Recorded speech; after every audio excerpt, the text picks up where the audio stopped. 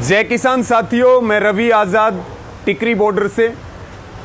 कल से हरियाणा के उप मुख्यमंत्री के कुछ बयान चल रहे हैं जो सीधे तौर पर उनकी मानसिकता को दिखाता है, और हम दुष्यंत चौटाला जी को ये बात कहना चाहते हैं कि जो चौधरी देवीलाल जी का संघर्ष था, विरासत थी, दुष्यंत चौटाला जी ने उनके संघर्ष को और उनकी विरासत को पूरी तरह से दागदार और कलंकित करने का काम किया है। और जो उन्होंने बयान दिया, उन्होंने 3-4 चीजें बोली हैं कि मंडियां, कह रहे थे किसान की मंडियां नहीं टूटेंगी। देखिए, मंडियां नहीं टूटी हैं, लेकिन हम दुष्यंत चौटाला जी को एक बात कहना चाहते हैं कि कैथल जिले सहित हरियाणा के 4 जिलों में गेहूं की खरीद में मंडियों को खत्म कर दिया गया और अडानी के साइलोज को शुरू कर दिया गया। अगर उनको मंडियां टूटी हुई देखनी हो तो वो हमारे साथ चले, हम उनको दिखाएं कि 4 जिलों की मंडियों को कैसे अडानी साइलोज खा गया।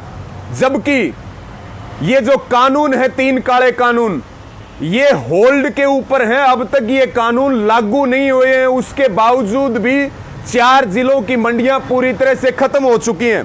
दूसरी बात, उन्होंने कहा कि अब ये आंदोलन किसानों का नहीं बचा, ये चुनाव लड़ने वालों का आंदोलन है। तो हमारा दुष्यंत चौटाला जी से सवाल है कि जब किसानों का आंदोलन था, क्या वो तब किसानों के समर्थन में खड़े हुए थे, किसानों की मांगों और मुद्दों के ऊपर खड़े हुए थे? और चुनाव की जो बात आती है, आप उप मुख्यमंत्री बने हो, क्या झुनझुना बजा करके उप मुख्यमंत्री बने हो? चुनाव लड़के ही तो मुख्यमंत्री बने होगे। और क्या लोकतंत्र में हमारा एजेंडा चुनाव लड़ने का नहीं है? हमारा एजेंडा इस लोकतंत्र को बचाने का है, संविधान को बचाने का है, किसान की जमीर और जमीर बचाने का है, और देश के अंतिम आदमी को रोटी मिले, भूख का व्यापार ना हो। लेकिन आपसे हमारा यह सवाल है, क्या चुनाव लड़ना हमारा मौलिक अधिकार नहीं है? क्या चुनाव लड़ना कोई बुरी बात है? तीसरी जो बात आपने मुख्य तौर पर कही कि हम जो है ये आंदोलन, अब राजनीति वालों का जो बार बार उन्होंने जिक्र किया, हमारा दुष्यंत चौटाला जी को यह निवेदन है कि वो खुद सिरसा जिले के चौटाला गांव से आते हैं, उसके बाद उनका खुद का विधानसभा जींद के उचाना में है। आपको पता नहीं है कि आपकी जमीन खिसक चुकी है, आपने जो कमाया था वो खत्म हो चुका है। जनता में आपके प्रति जो गुस्सा है, जो नफरत है, और हमारा आपको चैलेंज है कि आप अपने खुद के चौटाला गांव में कोई कार्यक्रम करके दिखा दो, उचाना विधानसभा के किसी गांव में घुस के दिखा दो। आपको आपके ही विधानसभा के लोग जो वो गांव में नहीं घुसने देंगे। और ये भी हमारा चैलेंज है, आप इस्तीफा दे करके आइए, हरियाणा में कहीं से भी चुनाव लड़िए। उप मुख्यमंत्री तो बनना बहुत दूर की बात है, पार्टी के अन्य उम्मीदवारों को जिताना बहुत बड़ी बात है। आपकी अगर जमानत जब्त नहीं करे जनता, तो फिर आपका जूता और हमारा सिर, ये भी इस आंदोलन का ऐलान है। एक बात आपने और कही है कि मैं भी किसान हूं। दुष्यंत चौटाला जी, ना आप पहनावे से किसान हैं, ना आप बोल से किसान हैं, ना आपका कार्य किसानों जैसा है। ये बरगलाना बंद कीजिए। आपने हमारे ऊपर चुनाव लड़ने का आरोप लगाया है, नेताओं के ऊपर चुनाव लड़ने का आरोप लगाया है। जो हमारे 400 किसान शहीद हुए हैं, मजदूर शहीद हुए हैं, क्या वो चुनाव लड़ने के लिए उनकी शहादत हुई थी? इसलिए आपको सीधी चेतावनी है, आपका भविष्य खत्म हो चुका। आपने अपने पैरों पर खुद कुल्हाड़ी मारने का काम किया।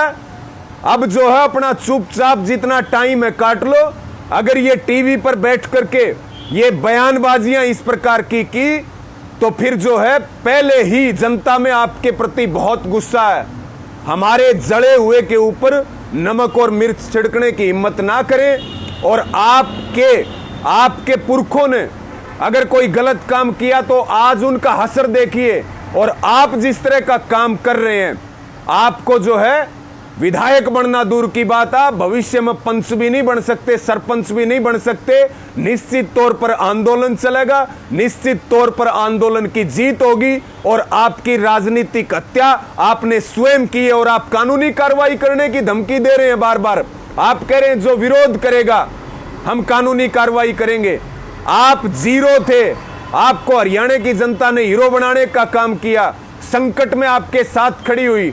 आज आप उसी को डंडे का, पुलिस का भय दिखा रहे हैं, कानूनी कार्रवाई का भय दिखा रहे हैं। ना तो आपकी जेल और ना आपकी पुलिस आंदोलन को नहीं रोक सकती, ना रास्ता रोक सकती है। हमारा शांतिपूर्ण आंदोलन है और जीत तक चलेगा। और आपकी जो आपका आडंबर था और जो झूठ थी वो हरियाणा की जनता और देश की जनता समझ चुकी है।